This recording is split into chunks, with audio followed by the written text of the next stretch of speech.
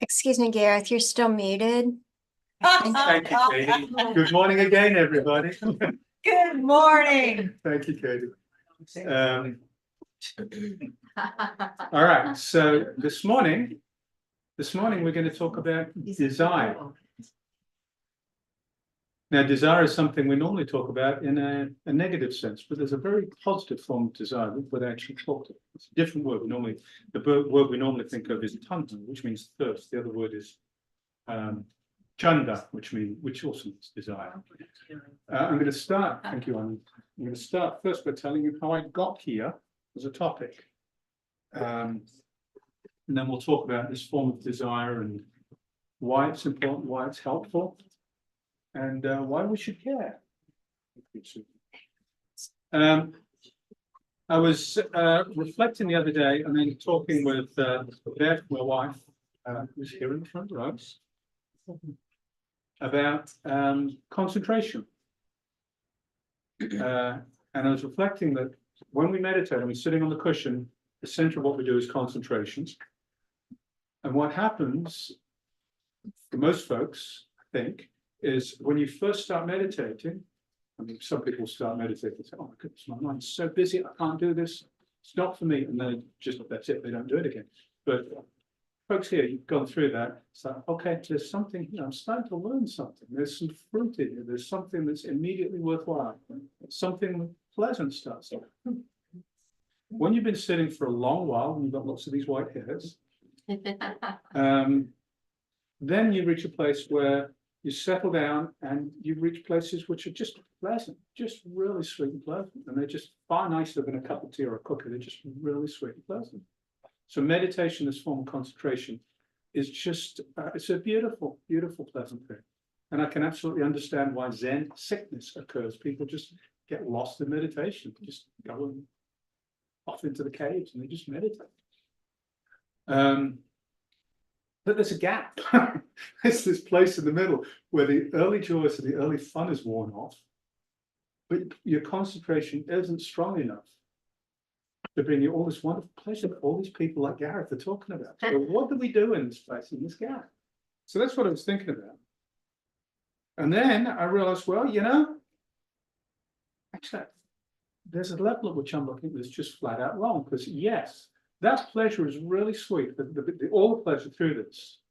And a lot of people, one of my favorite teachers is Tanisva Bhikkhu, and he talks about the pleasure of meditation a lot and how you find when you're following your breath, you find where it's pleasant in the body and you stay where it's pleasant and move around, move the pleasant sensations around. You can kind of nurture and cause them to grow.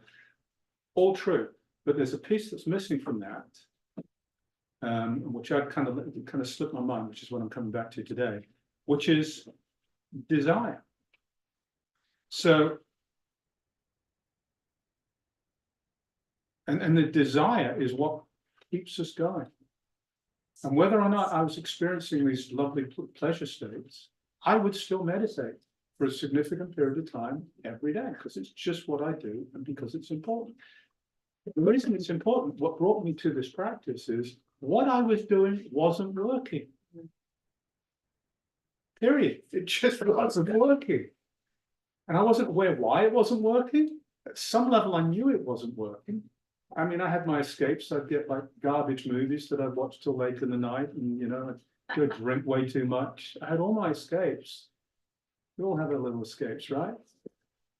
But it really wasn't working. It would numb the pain for a little while, and then it comes back. So we want the pain to stop. We want to do something that works. It's the two different desires.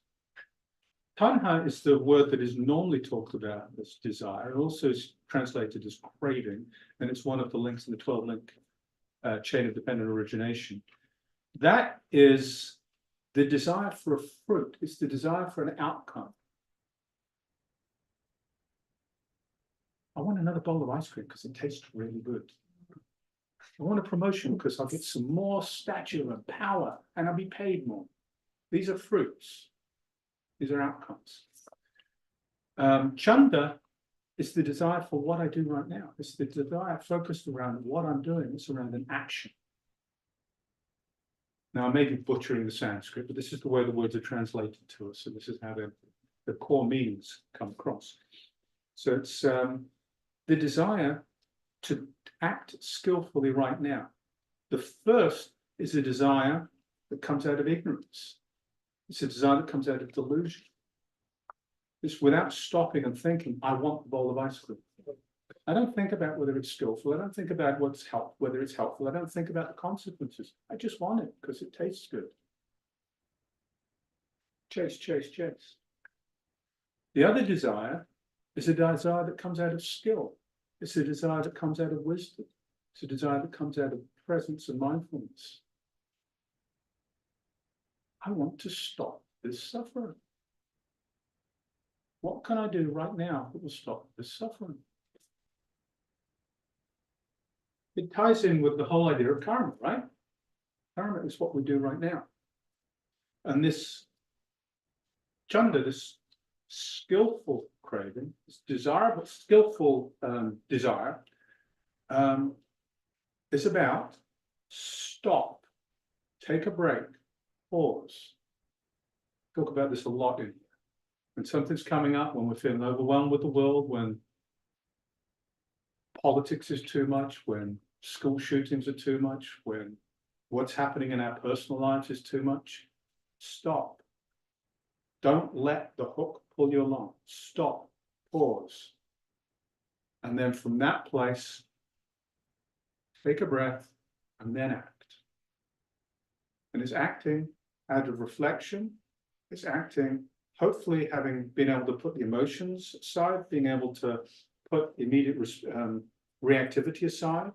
And I said react, I prefer to say response because I want to distinguish between the two. So you put that reactivity aside, then you're in a position to respond skillfully, to do something from the place of, I want this suffering to end. I want this to end.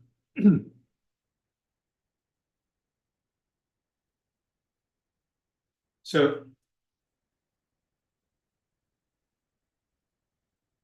when we're meditating, the reason I meditate is because I've got all these habit patterns and I need to stop the habit patterns. The way I stop the habit patterns is I stop.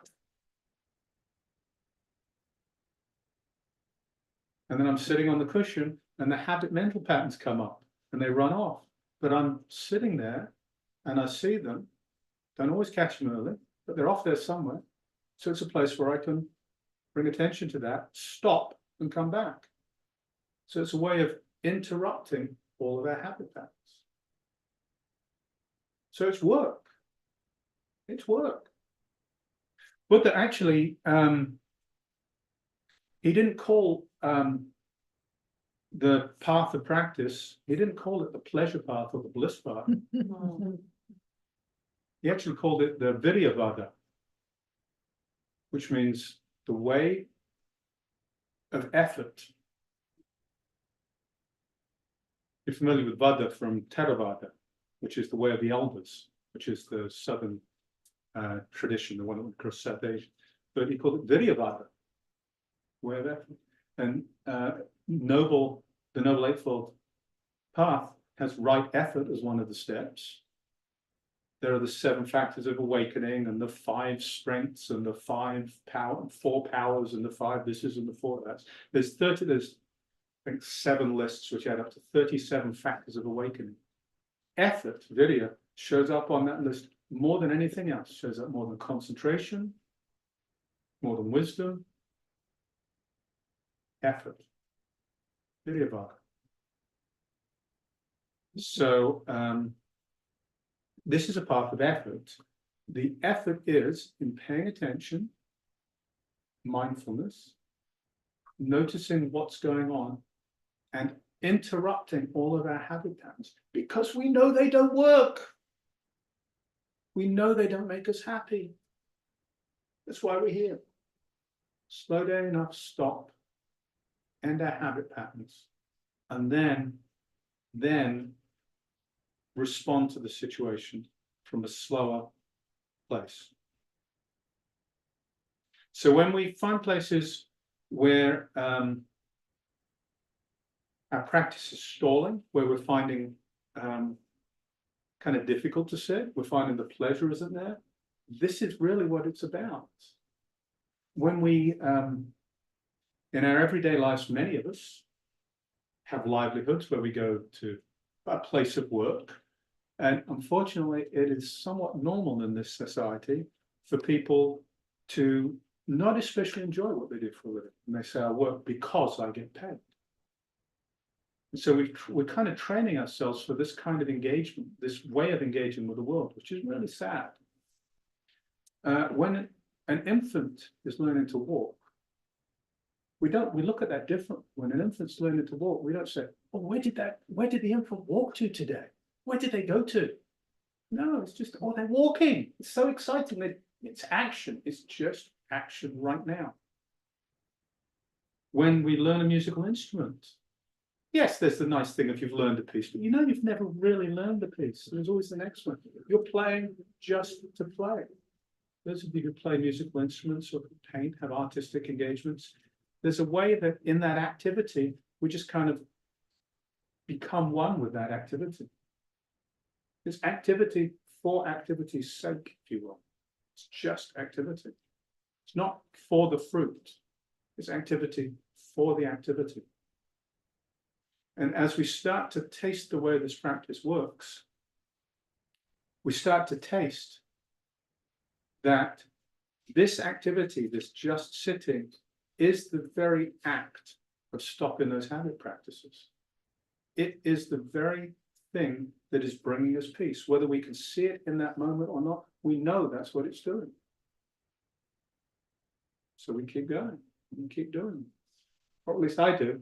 And I think the people who've come back here on many occasions, you all fundamentally do the same. And those people who are likely to be successful with this path, and this path works for them, will have the discipline to come back and just keep coming back because of this kind of desire, this chanda, this skillful desire. What I've got for you this morning